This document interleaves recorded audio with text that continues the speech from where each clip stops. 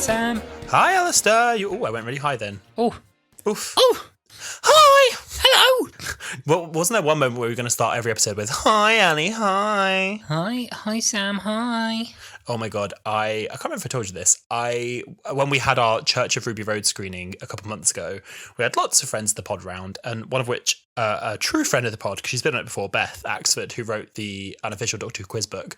And I asked her very drunkenly, I was like, I need you to sign my book. And she was like, please, no, like, I'm your friend, like, I'm not going to sign your book. And I was like, please sign my book. And I gave it to her, and I walked away, came back, and I opened it, and it just goes, hi, Sam, hi. And she'd written that in the book, and I thought it was so funny. Hi. That's really funny. I love that quote. I don't know if it's like the further we get from series 3, it's going to become a more and more deep cut.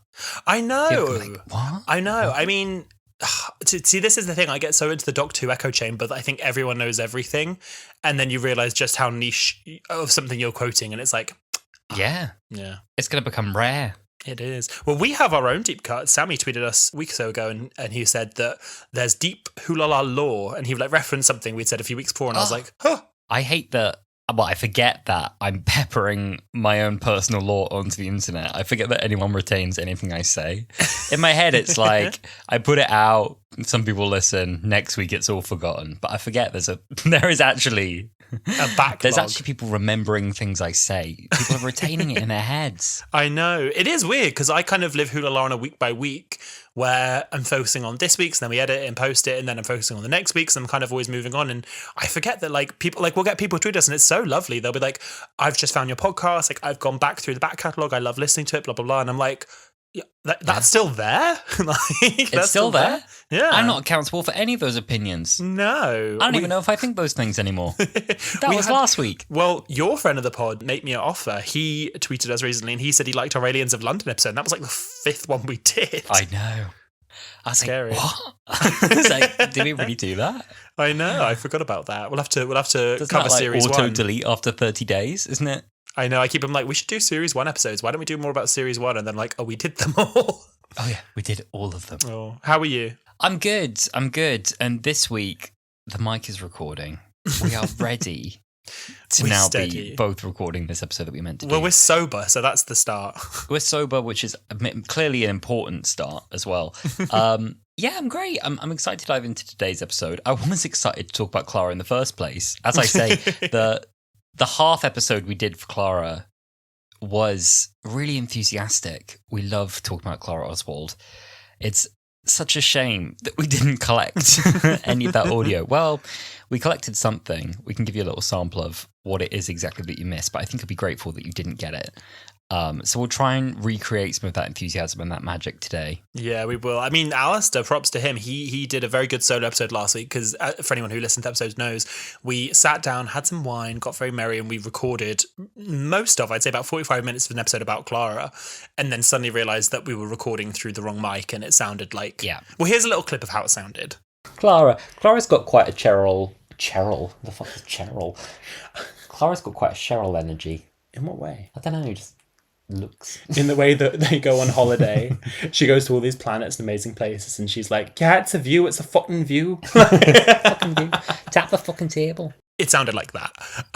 Then we were like, oh, what can we do? So then we were like, okay, we've got a really great idea. And by this point, we're quite a lot of wine down. We're like, why don't we, we've just messed up. Why don't we talk about the Doctor's biggest mess ups? And here's a clip of that. Oh, okay. So, dear listeners, we are going to pause this recording, and I'm going to show Alasdair a clip from the music. I am going to show him a clip, and I'm not going to have any more wine, of the music of the Spears.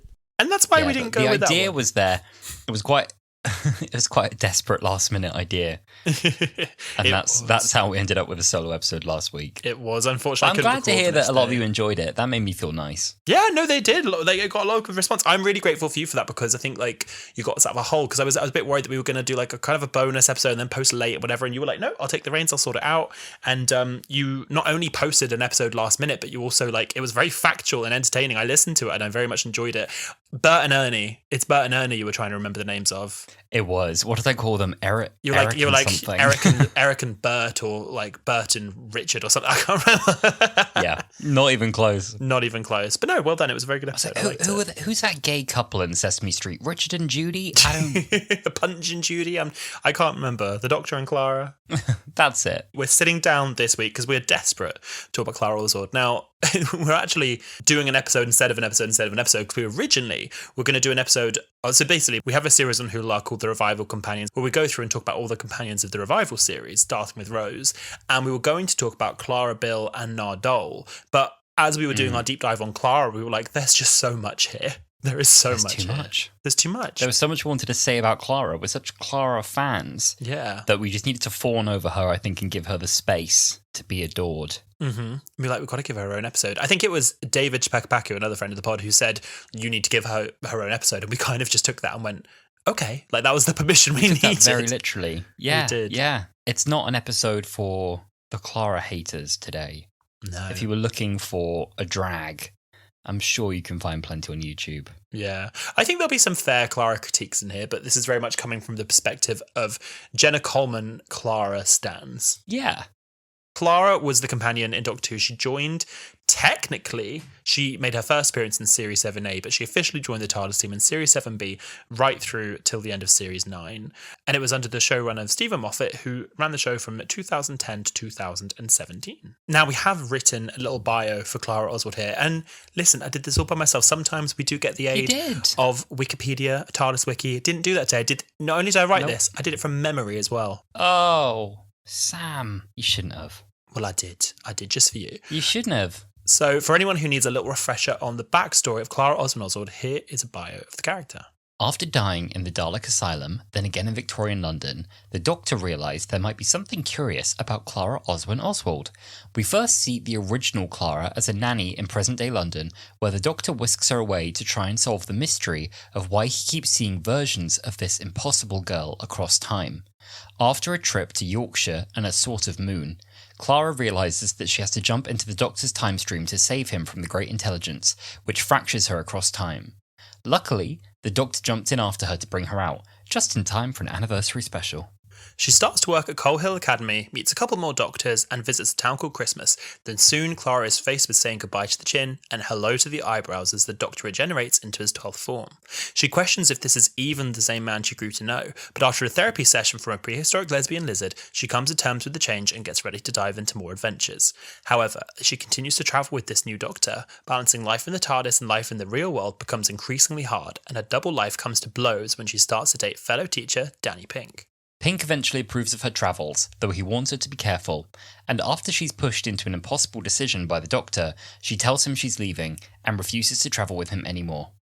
However, she can't keep away from the danger and ends up back in her double life and continues her travels without telling Danny. Her lives crash together again when Danny dies in the midst of a cyber attack, and soon after, she and the Doctor part ways, but not for long. Ooh. Now, after reuniting at Christmas, Clara is back with the Doctor, their friendship growing more and more toxic as she tries to become more like him, with the Doctor even going as far as to warn Clara not to become him. They travel to Skaro, under a lake, and even accidentally create an immortal Viking. However, Clara takes things too far on one trip where she sacrificed her life to save another and ends up dying when she faces the Raven.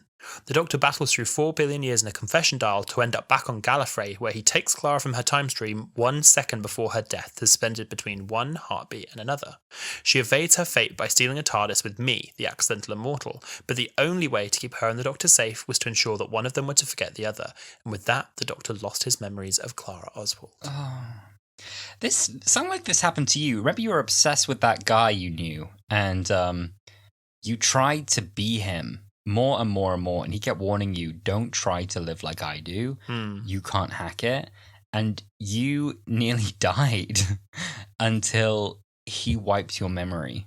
Do you remember that? No, you wouldn't. You wouldn't, because your memory got wiped. Well, actually, do you know what's funny? I do remember that. Oh, he forgot. Your friend forgot. My friend forgot, but it's funny because I worked in the same diner that him and his mates used to go to. And then suddenly the diner wasn't there anymore because it's actually my spaceship. Yes, that's right. Am I right in thinking you need to go back to Gallifrey to stop time fracturing at some point? I meant to at some point, but like I can go the long way around. Like, what are they going to do? I think they're already dead again. let's read some tweets. I say to myself every 3 minutes. That's me as soon as I sit on any toilet. Let's read some tweets. Me after doing a task for more than 30 seconds. Period. Laura, House of Kaylee, another friend of the pod. I have very mixed opinions on Clara. I really love her in 12, but I'm a little ambivalent with 11. T at Pity No Stars 12 says, I was always mixed on Clara, but without a doubt, one of the best Moth episodes was Face the Raven, and not enough people speak about the beautiful score in the scene with Me. I think this is the scene where Maisie Williams, who plays Me, who is a Viking who becomes immortal when the Doctor tries to save her life and ultimately, accidentally makes her live forever with alien technology. Mm-hmm. There's a scene where the camera kind of rotates around her and she is watching the passage of time, and to start with it's all lovely, but there's a change in her face and you realise that being immortal is not so much fun. Not all it's cracked up to be. No. Matt at Stradihuvius says, you know my love for Clara. Matt, that we do. What fascinates me about her is her flaws and virtues stern from the same places. She has such a clear vision for who she wants to be that makes her confident, decisive and brilliant, but also egotistical, reckless and insensitive. Hamish, friend of the pod, says, this is when we asked for opinions on all the companions we were going to review. So he said, fuck Nodal, marry Bill, kill Clara. Oh, God. Oh, Hamish. Clara is my fave companion of all time. Not what people wanted at the time, but what the show needed to explore. What happens when the companion becomes the Doctor to the ultimate extreme? I know she turned many off, like me, but I believe that was the point. No, it's interesting. I think a lot, companions are meant to be divisive at points, but I feel like the hate towards Clara was a lot bigger than the companions, and I can't really put my finger on why, other than the fact that, there are times she's meant to be egotistical and annoying. So I get that. I can see how people will be threatened by her, sure. I can see how people would be so insecure and sad in their own lives that Clara Oswald made them feel less than. I'm kidding. Listen, let women be complex. Let them do bad things. Listen, I support women's rights, but more importantly, I support women's wrongs. Yeah. Casey said, I'll always remember that phone call that 11 made to Clara in season 8. I love Clara. She's one of my favourite companions, but Bill is also such a slay. Sam sent us this one in a DM. I don't know if I'm saying his name right. Sam Radziwill. Sam said, Clara ruined a night out for me at uni because we watched Face the Raven at Prees and all felt too devastated to leave the house. I hope you still had a drink in her honour. I hope you were raised a sad glass of red wine. I was about to say, makes me think, sadly, that one day we're going to have the end of Ruby Sunday episode. And that'll probably break us as well. But well, no, I hope not. But I've also just remembered we didn't even mention we've had that fantastic announcement this week. At last, they've officially confirmed we have a new companion joining for season 2. Exactly. I'm so excited because this is the thing. We're not meant to talk about leaks, not meant to talk about stuff like that. But of course, to each other, we do see it. And we saw that Varada Sethu had been in filming photos, Doc 2, and there were all these rumours about Ruby and what's happening to her character and what's happening to Millie Gibson. And I'm so glad that finally, in my opinion, honestly, finally, the BBC have said something officially, been no, she's joining the TARDIS team. It's the 3 of them. We're so happy to have her join the team, and they had a lovely photo of the 3 of them together, and I'm so very excited. I'm really happy they did it that way. I'm really glad it's the 3 of them together in the photo. Everyone's on good terms. It's a three-way TARDIS team. And Millie is sticking around for season 2, which I think was what we thought was happening anyway. We knew she was definitely in it, but everyone was like, it's a limited role. It's going to be a few episodes. Yeah, but it's a strange thing that they'd built this narrative around, Millie Gibson's been axed, Millie Gibson's been fired. And I was like, I'm pretty, confident we already know that's not true. And even then, it's not unusual that a companion does one series. Well, the rumours spiraled so much as to say that there were these prototype figures for 15 and Ruby that were at Toy Fair recently, and they were character options has lost faith in the Ruby Sunday figure, it won't go to commission. And I'm like, I'm pretty sure they've just released a set with the Mavellans and a Bomber Dalek, which, don't get me wrong, I love it, it's awesome. But I'm pretty sure if there's enough demand for that there'll be enough demand for Millie Gibson's figure. Absolutely. You know? That tweet was so strange to me. It was we have to show character options that we want the Millie Gibson figure. I'm like, where was this petition for the Movellans that we were meant to be signing? Listen, 'Cause Bunny clearly I Galore missed that. is so happy. I'm so happy for her. I'm also probably going to be ordering this set very soon. Sure. So who am I to judge? My most recent purchase was some of the 3.75-inch figures, including Clara. So very on theme today. Look at you gaze at them now, lovingly. Mm-hmm. I'll split with you. I'll get the Bomber Dalek and you can have the Movellan. But yeah, I mean, I'm super excited to have a new companion coming next series. It was a bit of a funny way of announcing it because we saw outdoor filming like at least a month ago now, maybe longer than that. I guess they wanted to get closer to the drop of Series 1, Season 1, before they announced it. And I guess in the original schedule, Season 1 was already going to be on TV by now. So, yeah. Anyway. Yeah. Well, speaking of announcements, can I say one of my earliest memories of Jenna Coleman, Clara Oswald, that it's on theme for this conversation. Oh, yes. I love when they announced Jenna, she was always advertised as Jenna Louise Coleman. I feel like she changed her like stage name. I think Jenna Louise is obviously her whole name, but it's now Jenna Coleman. Anyway, they were interviewing her about becoming the new companion. They said, what were you doing when you got the call? What were you up to? What was your reaction? And she was just like, well, I was in Marks and Spencer's buying an avocado. And I just thought that was such a funny like intro into being like, and then I got the call and I couldn't tell anyone. Yeah, that's so etched in my mind, the memory of that announcement and that story. Specifically, I think about it every time I'm in M&S now. Which is often. Every time I'm in M&S, it sounds like I've just outed myself as a Tory. I didn't mean that. I mean... If I find myself in an M&S perusing some of their everyday low-value prices, yes, because some of them are reasonable, then I might think of that story. Let me do a little PR scrub there. There you go. Well, I think of it whenever I think of Jenna Coleman, and I was so surprised when we got introduced to Clara because. Remind me if I'm misremembering this. I think it was a surprise that she was in Asylum of the Daleks. I don't think we were meant to know that. And when it came on, I was like, because it's a surprise. Yeah, they'd announced that she was going to be the new companion before then, which was very clever for them to do. But then she turned up on screen. And I was like, oh, I guess we're getting her now. Amazing gag. I adore that. The overlap pleased me so much. I mean, double gag. A, she was on it, and then B, she died. Yeah, in the same episode. I know. And then when she came back in the Christmas episode, I was certain that this would be she was Osmond in that, and then she was Clara in the Christmas episode.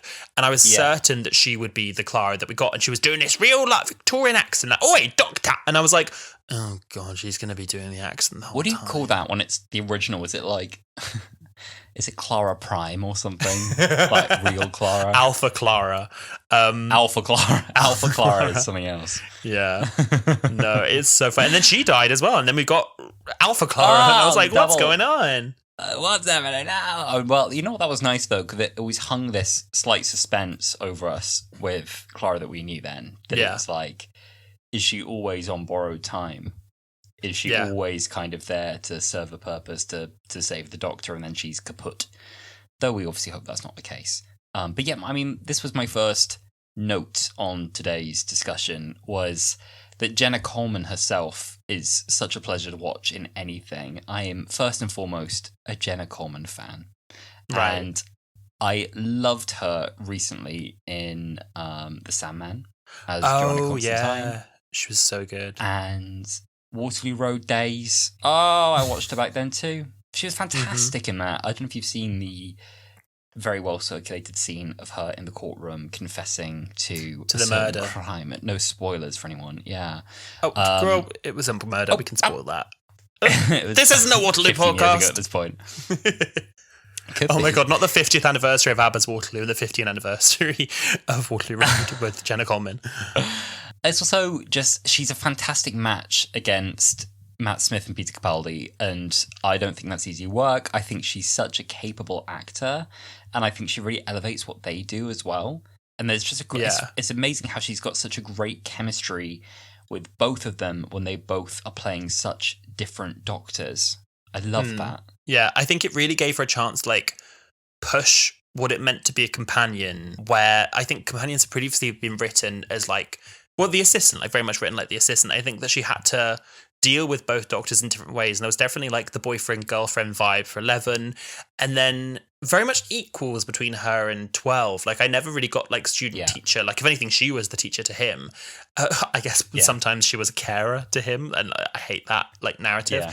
But she, as an actress, really held her own against a Doctor who had been well established within the role for years, and then a Doctor who was well established in his career for even longer. And I just really think that is something to be said for Jenna Coleman's acting ability. Yeah. Oh my God, absolutely. She just shines in everything. There's nothing that I've watched going back to older episodes, rewatching Capaldi, rewatching Matt Smith, where I've ever thought, oh, she didn't quite deliver that one. Ever. I've never felt that way. Yeah. No, me neither. I just think she's very talented, and I love her. Well, there is the line where it's like, actually, she was called Nina. I was going through a phase. But that wasn't her fault. That was you, Stephen Moffat. But even that was delivered well. You know what? Like, bad writing, no, I get done that. well. You know, I love it. And you know what? I've said it before. That Clara, that first Clara, we've said it in our Asylum episode. You can go back and watch our review of that one.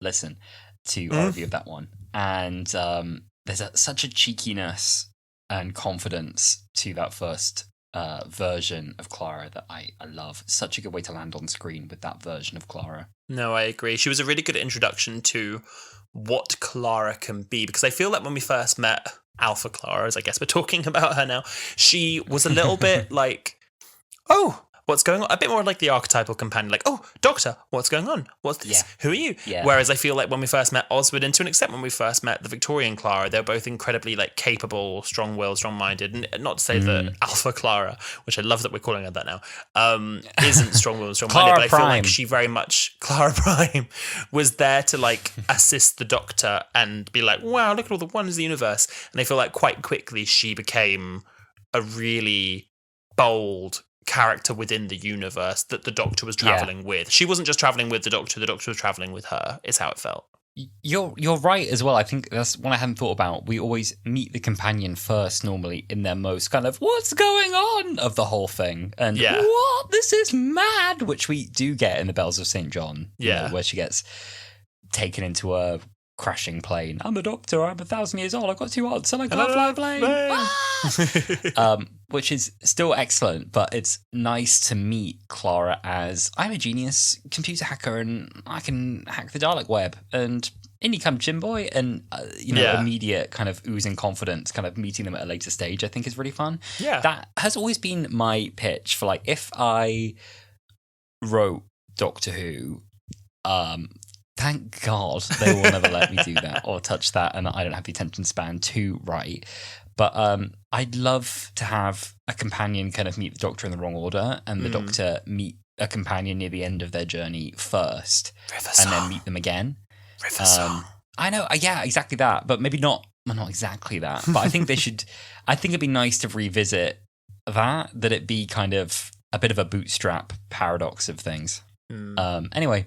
Lots to say that I like about Clara. I mean, one thing, I'll say this, Sam, because, you know, the music goes so hard. It's so gorgeous in this era, but Clara's theme is beautiful, and all the variations of it. Oh, it's lovely. It's lovely. A very gentle, beautiful theme. Yeah, it's really lovely. It's very soft. I like, and it's only really in Series 7B. They don't really push this narrative any further after that, but the whole thing about her life being tied to that leaf, and it's like blowing in the wind, and chance can take her in any direction. I feel like that is very emblematic of the Clara theme. It's very light, very airy. Yes, very that. It's a very romantic theme.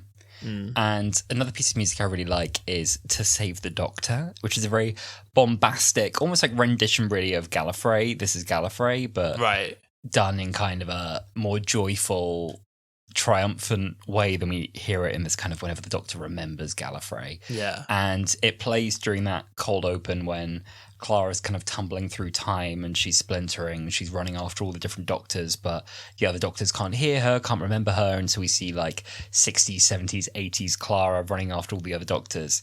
And it's such a cool cold open. It's right at the conclusion of the whole Impossible Girl arc, when we're finally going to find out who she is. And there's like one final what the fuck moment with this cold open, which is like, aha, you thought there was 3 Clara Splinters. Well, actually, there's 10. And it was just like another moment of, oh, you thought she met 2 doctors. No, she met all of them. Yeah. And it just kind of nudges you to like ask one more time, like, who the hell is she? Yeah. How did this happen? So, yeah. Yeah. Super cool. No, I do like that. I think it's smart to have... Like, I think Russell's era was, well, his first year anyway, and I guess his second year from what we've seen so far, is very grounded in reality. These are real people. You can meet them on the street, and they're being put into these extraordinary circumstances. And what I liked about Clara, and the same as with Amy, is there is a level of mystery around them. There is a level of having to understand who they are, not sure what's going on. I do feel like, and this is not so much about Clara, it's more about the Doctor. I do feel like the Doctor kind of fetishizes Clara at points. Not just like, you know, the wrapped in a skirt that's a bit too tight, but like he fetishizes the impossible girl, and this is the mystery that I have to Clara, we've got to go do that. And like, he's keeping her around for the sake of entertaining himself rather than actually want to show her the universe, which I guess to an extent he's doing with most of his companions. But with Clara specifically, with the 11th Doctor, there were a couple of moments where I was like it was a little bit like, that is a critique that others have made far better than I could about the way that Moffat writes women in his era, like River, Clara, Amy, is as impossible things, impossible people who cannot exist in the real world. They are unique enigmas, and they are problems to be solved. And they are kind of like, they're meant to be, by their nature, like mythical things, you know, and it's a funny way of approaching it. Story wise, it's very interesting, and it's kind of how Moffat writes these season arcs as well, as he likes to create like these grand mysteries to be kind of unpicked. But yeah, other people have absolutely made that point as well, about it not being so much about just kind of Clara the person, but also like Clara the problem and Clara the enigma. But you're right, he does fetishize her. It does feel like that at times, but I feel like I'm more willing to overlook it because I feel like Clara gets so much character development and she really grows within the series and within her tenure as a companion. I feel like I'm more willing to overlook it because of how much her character grows and the character development, and I like that it takes elements. I don't think that Steve Moffat was directly inspired by Russell or anything, but I like that it takes elements that we've seen glimpses of in other companions, and specifically talking about Rose, where when we leave her in Doomsday, she's like starting to become like the Doctor, and Jackie comments like, oh, you're even starting to look like him. Like, what will happen to you in 100 years or time? And you're on some alien market somewhere. Like, I don't recognize you anymore. You're not even human. And they kind of ask that question then, what would happen? And with Clara, they answer it. They say, well, what would happen if you have no one telling you no? And by the end of Clara's time, like, no one can hold her back. And the Doctor can see it. He speaks to her about it and he says, stop trying to become like me. I'm trying to warn you, don't do this. And she kind of palms him off. But you see the consequences of what happens. Yeah, it's interesting because I love both of kind of Clara's arcs. First the Impossible Girl arc, and then it's the what would happen if Rose Tyler hadn't had to leave. What if a romantic relationship with the Doctor gets to play out all the way through? What if they could have years more together? What would someone become? And it's not just anyone, it is also Clara, and it's Clara herself. You know, it's all of her like best and worst traits get kind of drawn out by these extremes as well. But yeah, it's also interesting because there's no one to hold her back, like you say, right? It's not just that no one can, but there is also no one in her life to do it. The one person she does have in Series 9 is Danny, and then he dies, and he cannot come back. Like, she desperately wants him back, and he was kind of the last thing to ground her. And outside of that, there's nothing to keep her at home. So it's not just that she's kind of got this tension between kind of real life and life with the Doctor, but there's also very little kind of holding her there. There's no Jackie in this world. There's no Pete. There's no Mickey. No. She has one scene with her gran after Danny dies in Series 8 where she's like trying to like keep her ground and keep her in the real world. And I think Clara becomes quite cold and distant about it because she has become quite disillusioned with what reality even is. So she's like, well, why would I be mad? Why would I be sad? I can go get him. it's fine. I can sort this. I can figure it out. And she has that whole moment with the doctor where she betrays him and she thinks she's tricking him and really he's tricking her into getting what she wants. And there is that really lovely dialogue between her and the doctor where she's crying and saying about how I've betrayed you. How could you possibly forgive me? And he says, yes, you've betrayed me. You've completely broken down my trust. But do you think I care of you so little that betraying me would make a difference? Yeah. And every so often, Stephen Moffat and his pen, they just go on fire. And that was really, really good dialogue. I want to come back to that. I do want to come back to that arc specifically in like testing the extremes of their friendship, because that is my favorite part, I think, of her story, more so than the Impossible Girl part. I think purely Clara way more. That's easily the most interesting part for me. One thing I'll say that I just like generally that they did with Clara is that I like when companions get their own chance to kind of become legend alongside the Doctor. The Doctor is their own oncoming storm, or whatever it is that they are. The hybrid, the destroyer of worlds, yada, yada, yada, yada. I like when a companion gets to be the girl who waited, the centurion, the bad wolf, the woman who walked the earth. Like, I like when they get those moments. They don't always need to have it. Yes, they can just be ordinary people. But I love when a companion gets the chance to... What would Yaz's be? Well, this is kind of it. I feel like Chibnall-era companions didn't get granted a title like that. And it's not to say they didn't get heroic feats and moments to save the world, but I don't feel that their companions got a standout moment where they became more than themselves in a really memorable way, where it was like, that was their thing, that was their title. People might come for me now and just say, yes, they did, and then come to me with what it was, and they're like, Dan was the man who wielded the wok, like, did you forget? And I was like, oh my god, how could I Not forget? the man that wielded the wok. Can I read a tweet that you sent to me? Go on. Alistair sent me this tweet and someone said, it was at the Brook Doctor, tweeter saying, RTD era companions, the most important woman in the universe, that was one true love, the woman who walked the earth. Moffat era companions, the girl who waited, the lone centurion, the hybrid. Interesting, I thought that they didn't say the Impossible Girl, they said the hybrid. And then they went, Chibnall era companions, Barry, 63, with just a picture of a guy with a pint. And I was like, that is what it is. That is exactly what it is. Isn't wrong. Like, you. No, it's great. not Different showrunners It's can interpret Doctor Who and make Doctor Who how they want to make Doctor Who. It's a personal preference for me that I enjoy it. So when I heard that bit of the trailer, the BBC trailer, I think, maybe it was the first one of the trailers with Ruby, and she's like, I know what I'm supposed to do. I'm going to save the world. I was like, yes!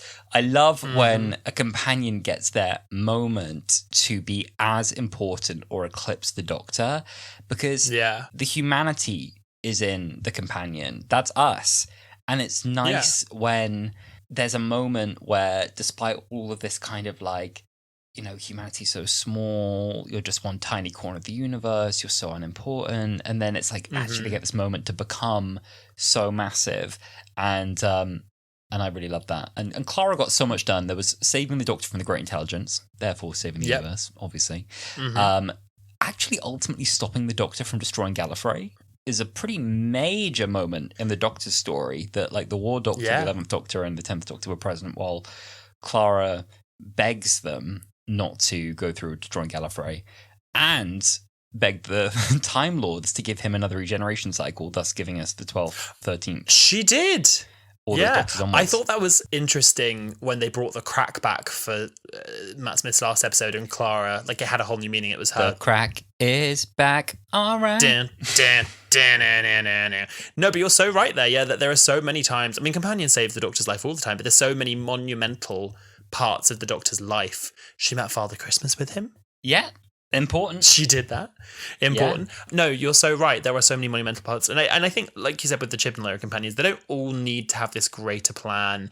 I think there's something to be said about a companion like Dan, who just one day says, I don't want to do this anymore. Like, I'm not really having fun anymore, and I kind of want to go home. And they're like, okay, sure. Like, and he's the complete opposite to Clara in that way, where she becomes this greater than life thing, and she becomes, like, you know, the mystery of Clara Oswald and the Enigma, and then even to the Doctor, like, this character that when he loses his memory of her is missing from his life. He knows she's there from the gap that she's left, and obviously, like, you kind of get that I think it might cheapen it a little bit that in Peter Capaldi's final episode, he gets that memory of Clara back from fake Bill, and then it's Jenna Coleman again, but with longer hair. Yeah. And I don't know. I felt like that was like that kind of undercut it a little bit. Yeah. But I definitely, for me, Clara's relationship specifically with 12, I'd be so curious to like do a proper deep dive into it, like watching more episodes of them, because I've been trying not to watch them because I think we'll do it on the podcast. But when I watched it at the time, I didn't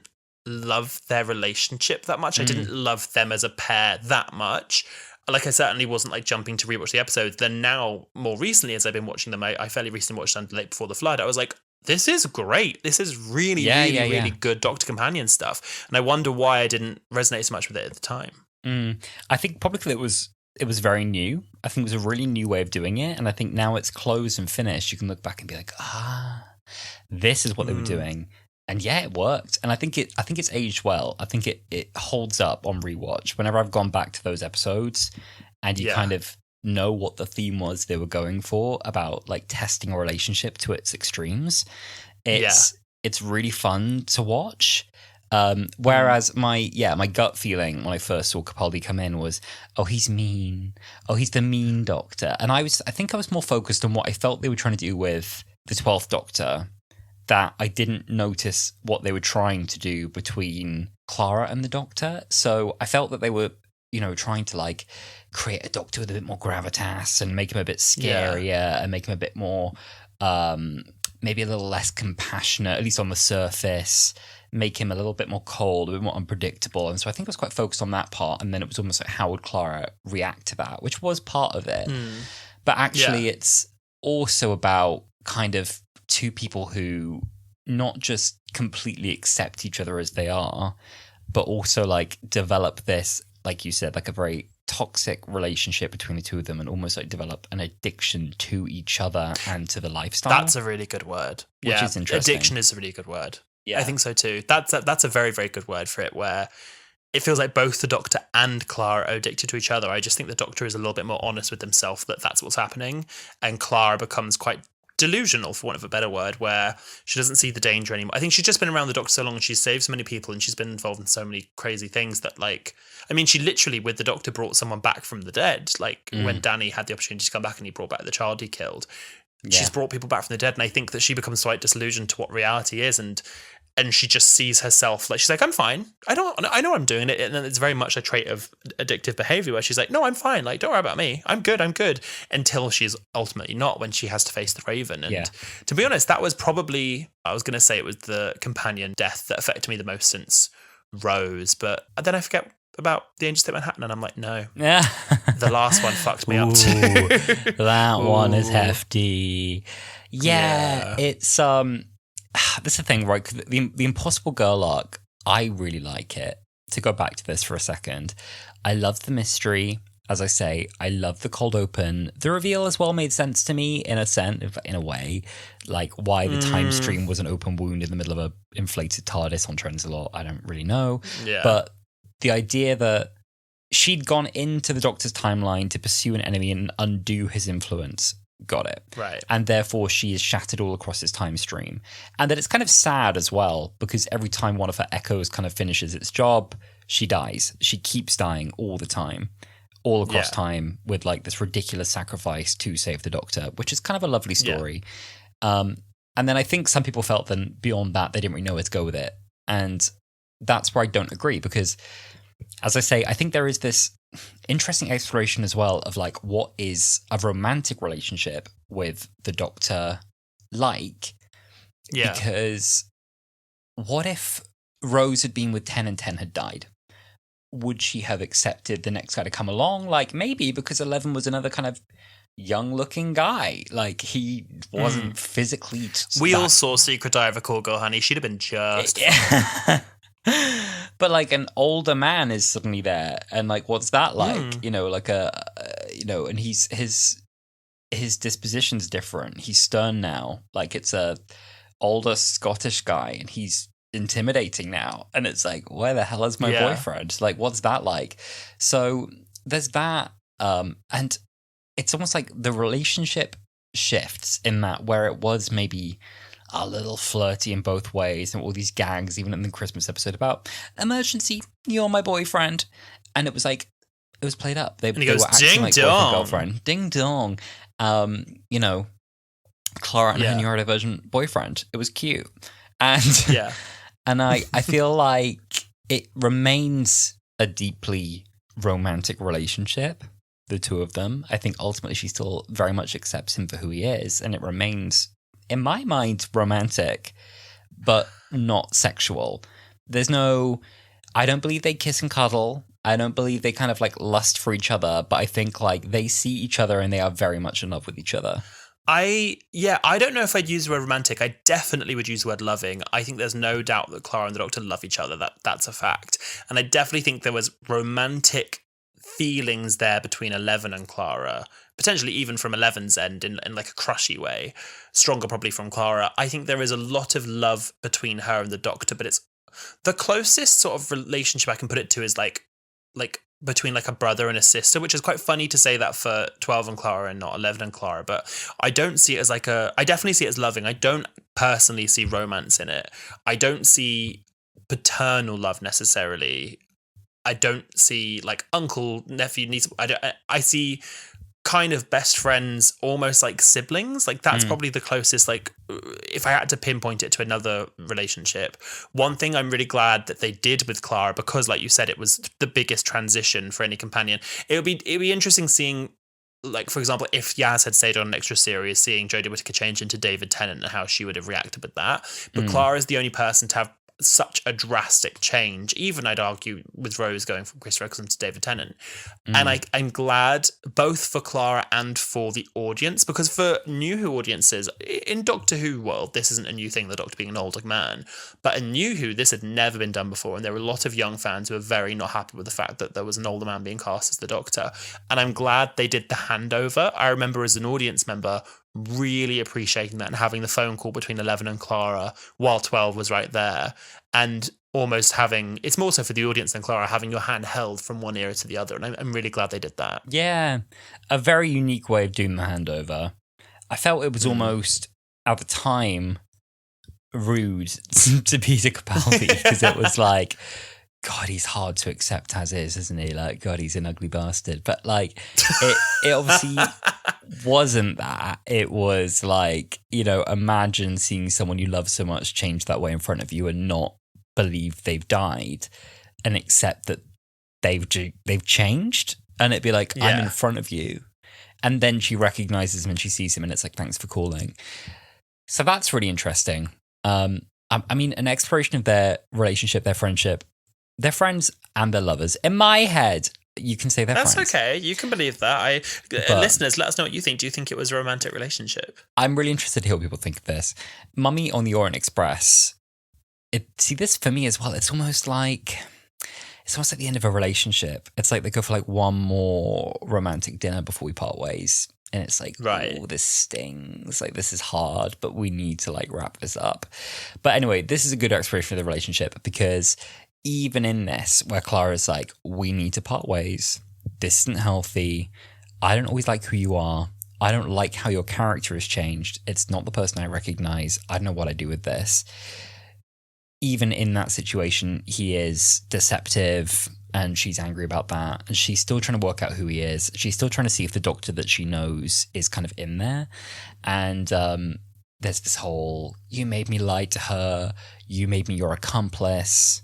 And they have a bit of a disagreement. Then there's a resolution on the beach where it turns out that the Doctor had been a little more noble in his aims than he was kind of letting on, and he hadn't fully let Clara in on all of that. And then Danny Pink's death is obviously another standout as well. So where she blackmails the Doctor, and she knows him well enough to kind of know theoretically how to outwit the Doctor, though she can't quite do it. She thinks, and we think she's done it. We think, like, of all the enemies who come before and tried to outwit the Doctor, that Clara Oswald was the one who finally, like, you know, perma-locked him outside of his TARDIS in a volcano. Quite an achievement. And then this kind of like... or it would have been. What do we do now? You, me, Doctor? What do we do? And he's like, go to hell. And she's like, Yeah, you're right. You are absolutely right. And he's like, Clara? And he's like, that's where we're going. We're going to go to hell, like, or the afterlife, or wherever Danny is. Like, and it's like, why would you help me? I'm blah, blah, blah. It's like, do you think, you know the line, do you think I care so little for you that betraying me would change anything? Would make a difference. That was it. Between us, we got it. We got there in the end. And there's another bit, which is like, I don't deserve a friend like you. And he says, oh, I'm exactly what you deserve. So I like that's cold. I know. I love the way that they talk to each other at this stage in the relationship, and the things they experience together. And yeah. Oh yeah. No, I do. I think that my favourite Doctor and Clara comes between the finale for Series 8 and the finale for Series 9. And it's interesting because Clara's not in Series 9 a whole lot. She kind of is like, I think she's in like half of the episodes maybe. It's like, what, a 12-episode series, and I think she's probably in 6 of them. And again, Series 9 isn't one that I've rewatched a lot, but I love that from that moment in the TARDIS where she betrays him, their relationship has changed again. I think the relationship changes quite a few times in their era, more so than I think any Doctor and companion. And it evolves, and I like that it's almost like they can explicitly and forever trust each other, even though they know they can't. That's almost how it feels to me. I think they begin to recognize how far they've gone together and how bad things are getting at that point. When they do get back together in that Christmas episode and Santa Claus brings them back together, and they can kind of see an alternate future for Clara where she settled down, she had a good life, she taught. Did she ever marry? I can't remember, but they no, I don't think she did. And it was kind of like they see that version where she's like near the end of her natural life on Earth, and they're both like, God, that was horrible. Like, you know, she would like live this wonderful life, and then there's the Doctor sort of coming up to her in her bed and like desperately thinking like, oh, please don't be old, like, please don't let this have been like the he choice doesn't that see we made. it. She's like, oh, look at me, I'm so old, and he's like, are you? I don't see it. And then they have like the camera pan back to her and she's young again. Yes, this is the thing I think with her era as well, is that I'm glad the story is as good as it is, because I feel like Full T, they didn't really know what they were doing with her, because she was meant to leave at the end of Series 8 when they do part ways, and then she was like, oh, actually no, I want to do another series. So then she said, I want to do the other Christmas special, I think. So then they had the Christmas special with her, and I think they then wrote that to be her actual end where she grew old. And then very last minute, she was like, oh no, screw it, I'll come back for like another half a series. So then right at the end of the episode, you know, she like, I think she dies, and then they're like, oh, actually, no, that wasn't really there. And then she comes back and he's like, and then the reasoning is a little bit thin. She's like, screw it, let's have some more adventures. And he's like, really? And she's like, yeah. Like, it's a bit like, okay. You know what? I love that ending. Let me be controversial. I really like it. I mean, yes, you're right. I think the exit point was unclear. I think it sounded like, from what I'd heard, that there was a bit back and forth about when she was going to go and how long she wanted to stay, and that things would change last minute. I like this moment a lot where it's like the TARDIS is outside all of time and space. It feels so cheeky and naughty. It's a bit like, come and have this affair with me. Like, come and get in my box and I'll fly you wherever. But like, come now, let's go. Like, let's go quick. Let's go in the dead of night. It's not like, let's do it in the morning. Let's pack your bags. It's let's go right now. Let's go now. Like, it has to happen now. And it's like the adrenaline for both of them. I think before we change our mind. Yeah, yes. Before we like think about this sensibly again. Like, let's do it while it's exciting. I love that. I just think like it's like, oh, we really, really, really shouldn't. But it works. But for we're me. going to. Yeah. And I think you can feel like the pressure cooker of that situation. Like, you can feel it building. Like, you're right. That's where they're realizing like, oh, we shouldn't do this, but it's gonna feel so good. And that's when, like, you know, if the giggle had happened by then, that's when it would go, no, no, no, no, no. Like, that's when you know something's going to happen. Yeah. Yes. There was a few other things I like. I'll rattle through. There's a good dialogue in, I think it's The Magician's Apprentice, which is familiar, where it's like, I think you've been lying. And he's like, I'm sorry. And she's like, don't apologize. Make it up to me. And she establishes herself as a real equal to the Doctor. I think she challenges him in a way that doesn't feel too forced. I think Jenna Coleman can pull it off in a way that feels like, I know you, don't mess me about. And I really like that. Also, Missy and Clara, I didn't say, had some great dynamics. I thought they had some really good fun together. Oh, did. Missy putting Clara inside a Dalek just for the trauma of it all. Missy trying to convince the Doctor to kill Dalek Clara. The Doctor going apeshit because for a second time. He thinks Clara's dead. Going apeshit because she's inside a Dalek for the second time. There's a great escape in that episode as well. I just remembered the TARDIS reassembling around them, and they're like, what is happening? It's like, oh, same old, just the Doctor and Clara Oswald in the TARDIS. And then they kind of reassemble it with his sonic sunglasses, which I didn't like, but her reaction to them redeems them for me, which is like, oh, come on. Seriously? I think it's great fun. It's almost like he's having his like middle-aged moment, and he's like, wearable technology, and she's like, oh. And she's like, you bought a Ferrari. It's like, yeah. The duty of care theme I really liked as well. That carries through a lot of this, especially kind of in Hellbent, Heaven Sent, and her insisting that he doesn't have a duty of care for her. It says a lot, I think, about the companion relationship generally, and like the responsibility the Doctor has.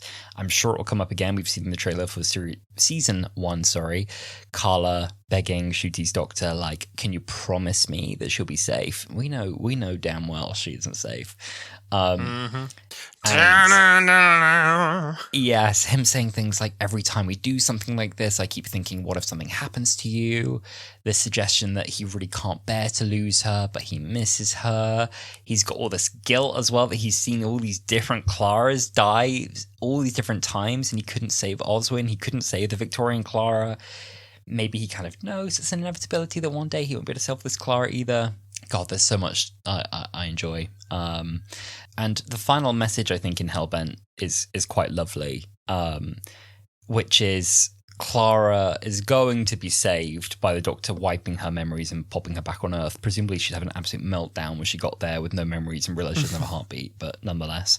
Her saying, like, basically, don't you dare do that, even if it saves my life, because these have been the best years of my life, and they are mine, and I'm dead now. But I insist upon having those memories. Like, you can't take that. That's not yours to take away. Like, I insist upon my past. That's a lovely thing. Yeah, I like the difference between that. Like, when he suggests to Bill doing it, she's a lot more like childlike, because I guess she's very early in her like life with the Doctor, and she's like, okay, but just imagine if someone did this to you, and obviously it echoes back to this moment. Yeah, and I think that Clara really, she holds her and she speaks to the Doctor as an equal, both to her and to him. And she's not going to stand for him screwing her around and messing with her. And I think that kind of like comes off the back of the whole hybrid arc, which again I don't think I really loved. I need to properly rewatch it and like think about it a bit more. And I also think that the hybrid storyline carried on into Chibnall's era. It was never clear what the hybrid was. I think it was meant to be like the Doctor and Clara being a hybrid together. That's like one of many theories, right? Yeah, like it could be the Time Lords and the Cybermen. It could be the Master and Doctor. I don't really know. But by the time we get to that storyline, she's really. She knows who she is. She knows who she is to the Doctor, and she's not going to let him like mess her around, which I like. Yeah, I think as well. The final thing I'll say about Clara that I really like is she, in many ways, I think embodies what an archetypal modern companion has become. What the new relationship for the Doctor and a companion looks like in the 21st century, which is great. And I think that's probably why a lot of people look at pictures of like Ruby Sunday or the way she acts, and they're like, oh, so Clara coded. And it's because you could probably go back and you could say a lot of stuff used to be very Sarah Jane coded. In terms of that I think people thought that she was Sarah, like not thought she was Sarah Jane, but even in like the 50th anniversary trailer, like Clara is almost like a shadow of who Sarah Jane was. I don't mean story-wise, I just mean literally as a character of the companion, because she reminds people of that, and I think that's so true. Yeah, Clara is now what people think of when they think of a companion. I think so. I think there's a lot of it kind of, in terms of having a woman in that position who plays an equal against the Doctor, who is as capable, as gutsy, as determined, has as much for say, not the assistant who helps out the professor anymore, which is very nice. I love that. Very nice, very important. Don't you think it's nice that women have rights now? Oh, I do, Sam. Isn't it nice? I think that's so lovely. That's so lovely. I'm aware that's how I came at the end there. There's a little we better say something nice, Sam. Oh, it is nice. Well, I've podcast. got something nice to end it on, if you'll let me. So I've got a little list of Clara splinters that didn't feature on screen, and then a very special one, which I think is special, that I didn't know about until researching into this. So in most of these from comics, as you said, on screen we've had Clara chasing the Fourth Doctor and the Third Doctor and Bessie and all that. Clara was also at one point a queen or a monarch. She was a monastrian. She was an inhabitant of Atlantis. She was a member of the Happiness Patrol. Yeah, she was. This is all off screen. What's your source? My source is the comic Blood and Ice. There's a really great cover of Clara with a Clara splinter and loads of different Claras around them. There's a couple more. There's a couple more. She was a Maori from New Zealand. She was a guardian of the Ark. She was an Egyptian, possibly a monarch like Nefertiti, a military officer circa World War II, and a 51st century astronaut. But this last one I actually have a bit of information for. So do you remember Amy Pond became an author when she went to Earth and got stuck in New York? Yes, I do. I recall this. So she wrote a book called Summer Falls and Other Stories, which I actually think was in universe at some point. Like I recognized that cover. I don't know if you recognize it at all. Yeah, I do. But it was a book that was actually released, and it's called Summer Falls and Other Stories. And I'm just going to read a little bit. It's actually from TARDIS Wiki, but it says, at one point after Amy Pond and Roy Williams were sent to the past in New York City, an elderly echo of Clara noticed that Amy had a similar glow about her that the Doctor had, but that Amy's was fading. She decided to follow Amy in case she ever needed help. One autumn, when Amy and Rory vacationed at Lake Erie, Amy finally spoke to her, and the echo asked her to pass on a message. Run, you clever boy, and remember. Amy later wrote about this encounter in a foreword to an edition of her book, Summer Falls, addressing it to the Doctor. Her description of the encounter and whether her coating Clara left it unclear as to whether this echo actually encountered the Doctor. So it's implied that there was this version of Clara who lived her whole life in New York, never actually met the Doctor, but instead of being there to look out for the Doctor, she was looking out for Amy. And she was there keeping an eye on Amy her whole life until she got old and died a natural death. And that message to the Doctor still made it to the Doctor from a foreword in one of Amy's novels. Bloody hell. That's good. Isn't that? I like that's that. Good. I think that's so Me nice. too. I love it. Yeah. I think it's a gorgeous story. I mean, for me, love it. I like it. It's like Doctor Who is all canon and it's no canon. Everything's real and nothing's real. And I think that's something. I think there's a million billion Clara splinters that we don't know about, and I believe that could be one of them. I would love that to be a Clara. Well, a Jenna Coleman return one day would be, fits in with the story. You don't have to see the Clara who ran away with the time machine. You could see an unknowing version of Clara pop up in a story and assist a companion without ever knowing that they were a companion of the Doctor, and without ever knowing that they were a splinter, and without ever meeting the Doctor even. So you could have a partial inclusion of Jenna Coleman as a Clara Splinter, where she plays a character with a different name. She's a version of Clara, and they could almost leave it a little open-ended. It doesn't have to be spelled out that that's who she was for that story. I think that'd be such a fun way to bring her back. I think that'd be so good. I'd be so down for that. It's one of those Doctor Who things as well, where they've written a way, even without necessarily intentional this time, that at any age, Jenna Coleman could come back and play a splinter version of Clara. I love that so much. Yeah. I'd rather that than them in 15 years pretend, I'm the Clara that never aged. And it's like, it's been 15 years since 2014. They wrote themselves into a hole with that, with Captain Jack. Even when she came back the next year and she just had slightly longer hair, I was like, Yeah. I mean, or as we've said, bring back any previous companion playing the Master. We're happy. I'd be so down. I'd be so down. Well, thank you so much, Alice, for doing this little whistle-stop tour through Clara Oswald. There's so much to cover with her that I'm glad we gave her whole episode. Oh, yeah. Oh, my God. If we were like, and now Bill. And now Noddle. That'll be another one. Into our third hour. Episode. Yeah. It'll come. It'll come. It'll come. Oh, well, thank you so much to listeners as well for listening. Now, next week, as always, we'd like to tie the following episode to the companions we've been speaking about. We would love to cover a Clara episode, but we're going to leave it to you. Please tweet us, comment on our Instagram, comment TikTok, let us know what Clara Oswald episode would you like us to look at next week. You can reach out to us on all of our social platforms, which are all at Wholala Pod. Yes, and you can support the podcast by leaving us a rating. We appreciate 5 or higher. That's always wonderful. You can donate to our Ko-fi, Ko-fi, and you can support the podcast by talking about it. If you'd like to engage with us at Wholala Pod, share the episode to your story, share with a friend, just nod while you listen in kind of agreement. Yeah. Just like, yes. Quietly nod yes. and say yes. You're so right for all that. your opinions yes. are right all the time. Or just DM us if you want a natter, as many of you do. Yeah, go for it. Well, thank you so much for listening to us now, and we will see you next week. We'll see you then. Have a lovely week. Bye.